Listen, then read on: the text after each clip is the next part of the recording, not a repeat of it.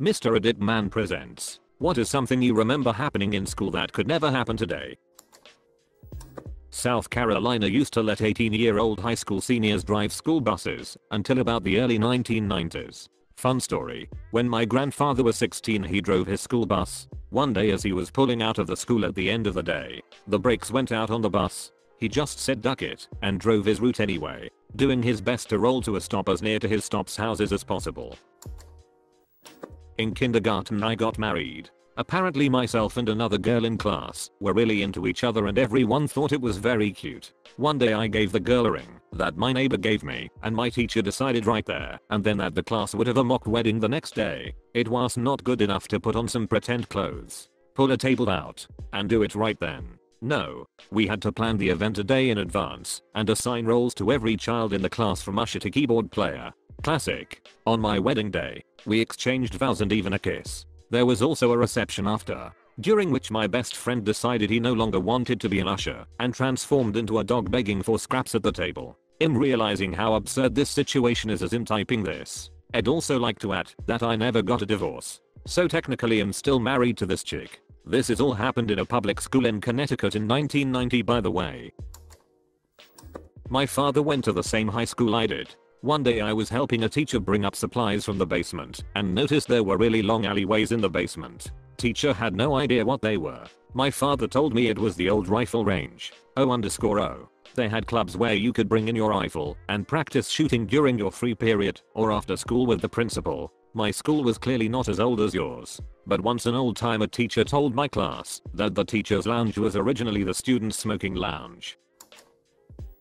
I graduated high school in 1986. In one of our drama classes, we had a lesson on using a fake gun and had to create a scene where someone was shot. We used starter pistols with caps that looked like a regular .38. So, in the middle of the day you had high school kids waving around and shooting starter pistols and getting graded on it. Somewhat related, we were doing a talent show and my character was a crazy guy who loved guns and knives. I had one of the starter pistols and a real butterfly knife that I would swing open and hold it up to my head. The local newspaper used a photo of that to promote the show. Somewhat akin to your story, I graduated in 1994. Robin Hood was the play we did. There is this huge, crowded sword fight in the middle of the play that is supposed to represent the river scene from the story. Anyway, instead of plastic or wood or whatever we got our hands on these huge, heavy as duck stage swords that sparked when they came in to contact with one another. So there we are, 10, 15, 16-year-old kids with giant swords, swinging them wildly and smashing them together so they would spark a lot. Someone could have died. God damn it, that was awesome. Went to a vocational high school in the 80s. In the welding shop we had a huge roll of raw asbestos paper. It was kind of like a paper towel roll, but with a more cardboard-like texture. You'll tear off a piece, soak it in water and wrap it around an area of a part to be welded to stop heat from traveling beyond the weld. The kids would throw it at each other like huge spitballs. On the last day of school in grade 9, last day of junior high, my friends and I took our principal hostage with water bombs and squirt guns. We tied him to an office chair with an electrical cord and wheeled him up and down the halls. We called the school board and demanded ransom of ice cream sandwiches. After 2 hours of this, they gave in and we got our sandwiches. We released the principal. I think he got an ice cream too. It was all in good fun. We were the good kids and everyone including the principal was laughing along with us. But this was 1985.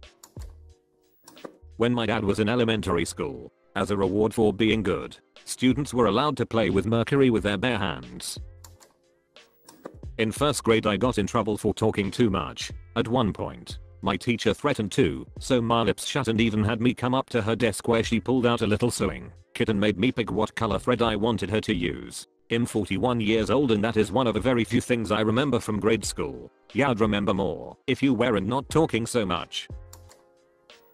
My father told me how they would settle fights in his high school. He graduated in 77. He told me that if two guys were fighting, the coaches would take them to the gym, give them boxing gloves, and let them fight it out. The winner got 1 pop, lick, hit, ECT. The loser got 2. That's how they let them get their aggression out, and they still both got punished. This is Texas in the 70s, mind you. I had a teacher in .82 who was old school even then. A kid was being bullied and he found out. While we were getting ready for sports, he brings out some 50-0 boxing gloves. It was an old school, and put a pair on victim and ringleader. Then he made us form a circle to watch the bout. While they squared off, he heckled the increasingly nervous bully with "Let's see how tough you are without your mates," and similar comments. I remember seeing the bully wilt ...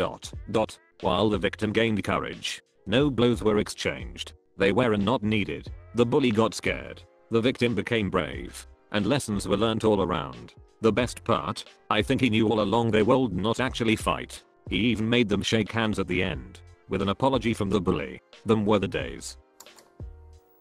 In 1986 they still had a smoking section in the quad at my high school.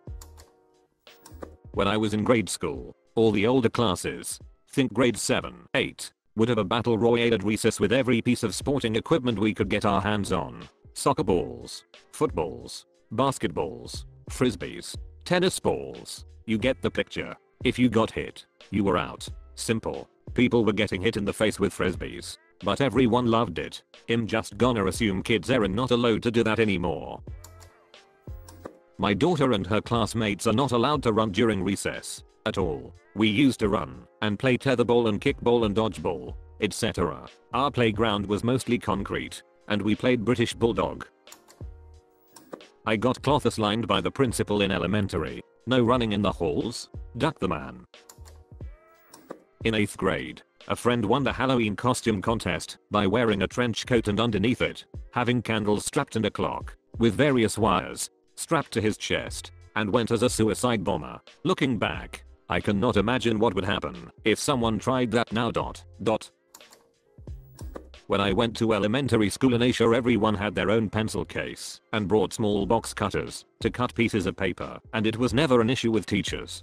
Fast forward to high school in the US. I'm having trouble cutting paper, so I ask to use the box cutter on the teacher's table. Teacher proceeds to freak out and tells me that they have to cut it themselves for my safety. Having to stand in a corner for acting up in class. Having a teacher yank kids around the room by the ear. Having a teacher that will not lose his/her job for giving students a hug. They can still hug, but there are specific policies about how. Like they cannot engage the hugs. It has to be one-armed so that it's open. Never when you're alone behind closed doors, etc. I remember playing on playgrounds where the surface was just dirt and grass. None of this plastic playground shite with padded floors. My kickball field was asphalt. Our basketball hoop was a ribcage. A ribcage. A kid's birthday. He brings in cookies his mother made at home. RIP wooden playgrounds. We all miss you. Plastic playgrounds are just not the same.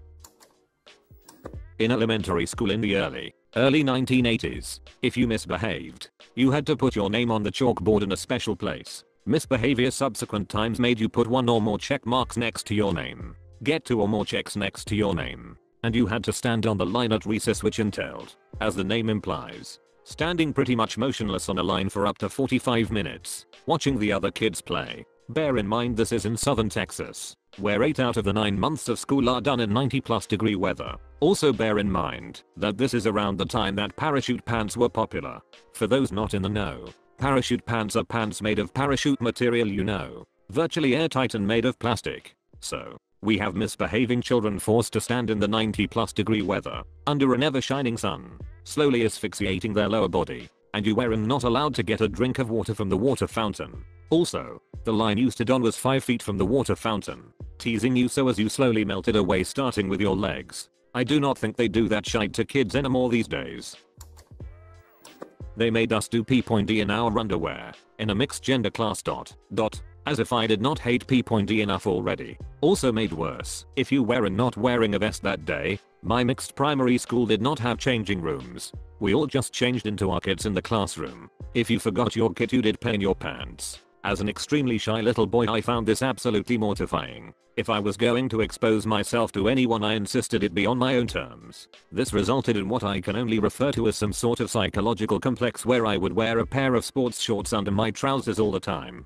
This lasted 4 years. Then one day, aged 15, I thought, duck it, I'm sick of this shite, and did a complete 180 and started going commando, and I have never looked back since. Our 4th grade teacher was heavily addicted to cigarettes. So about 3 times a day he would leave us alone in class for a 15-20 minute smoke break. Sometimes he'd turn on a tape recorder and warn us that he'd listen to it when he got home to hear if we were bad. Predictably, this only led to us getting very good at doing bad things while totally silent. This happened in the 1990s. I think it's kind of funny that, if this question was asked then, he'd probably reply being able to smoke in the damn classroom. My 4th grade teacher taught us manners by calling out students that behaved poorly. She once interrupted class to comment on how the 5 students that had just yawned were slobs because they had not covered their mouths when they yawned. There was another time that the class had performed well on some test, so she offered us all a sticker from her big book. She never did this, so we were all excited. No one said thank you except for the last girl, and then the whole class chimed in with a big group thank you. The teacher promptly said it was too late to say it, lectured us for 10 minutes, and then made us all stay inside for recess. The one girl got to go play outside. The rest of the class sat there and felt like shite for 30 minutes. But you know what? I damn well say please, thank you, and cover my mouth when I yawn. If you are reading this, you made it until the end of the video. Smash that like button if you have enjoyed it. Bam. On screen there should be some more videos similar to this. So either go do something else or watch more videos. That's about it. There is no more here.